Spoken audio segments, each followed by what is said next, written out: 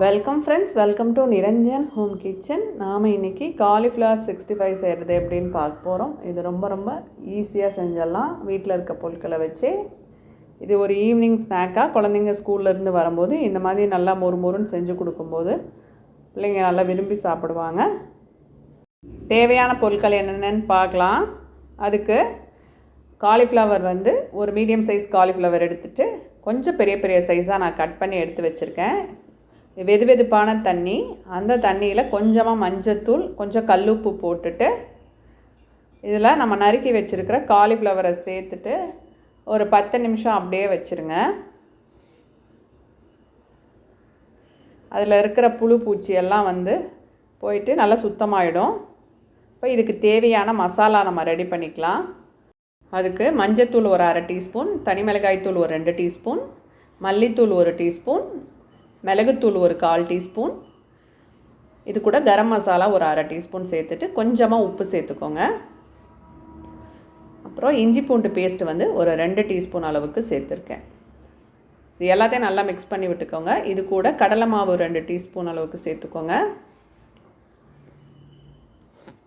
Cornflour மாவு ஒரு 2 teaspoon சேர்த்துக்கோங்க. 1 டீஸ்பூன் அளவுக்கு பச்சரிசி மாவு, நல்லா மொறுன்னு இருக்கிறதுக்காக பச்சரிசி மாவு, கொஞ்சமாக எண்ணெய் சேர்த்துருக்கேன், குக்கிங் ஆயில். எல்லாத்தையும் நல்லா மிக்ஸ் பண்ணிவிட்டு தண்ணி கூட நீங்கள் சேர்த்து மிக்ஸ் பண்ணிக்கலாம். நான் தண்ணி ஊற்றாமல் சும்மா மாவு மட்டும் மிக்ஸ் பண்ணி எடுத்துகிட்டு அந்த காலிஃப்ளவர்லாம் நல்லா வடித்து எடுத்துகிட்டு வந்துட்டேன். அது கூட இந்த மாவை சேர்த்துட்டு கொஞ்சமாக தண்ணி தெளித்து சேர்க்க போகிறேன். இப்போ ரொம்ப தண்ணி அதிகம் இல்லாமல் இருக்கும். நல்லா மசாலா ஊறணும். ஒரு 20 நிமிஷம் நல்லா ஊற வச்சுட்டேன். நல்லா ஊறி வந்துருச்சு. இப்போ நம்ம எண்ணெயில் போட்டு பொரிக்க போகிறோம். ஒவ்வொன்றா நீங்கள் போடுங்க, அப்போ தான் ஒன்றோட ஒன்று ஒட்டாமல் நம்மளுக்கு இருக்கும். அடுப்பை நீங்கள் மீடியம் ஃப்ளேமுக்கு வச்சுக்கோங்க. நான் எண்ணெய் கொஞ்சம் கம்மியாக விட்ருக்கேன். திருப்பி நம்ம இதை ரீயூஸ் பண்ண மாட்டோம், அதனால் கொஞ்சமாகவே நான் எண்ணெய் ஊற்றி பொரித்து எடுத்துக்கிறேன். அப்பப்போ நீங்கள் இந்த மாதிரி திருப்பி விடுங்க. நல்லா கலர் மாறி நல்லா மொறுன்னு நம்மளுக்கு கிடச்சிருச்சு. மசாலா எதுவுமே அந்த எண்ணெயில் ஒட்டலை பாருங்கள். எண்ணெய் அப்படியே கிளியராகவே தான் இருக்குது. இது மாதிரி நீங்கள் அடுத்தடுத்து நீங்கள் ஒவ்வொன்றா போட்டு ரெடி பண்ணிக்கலாம்.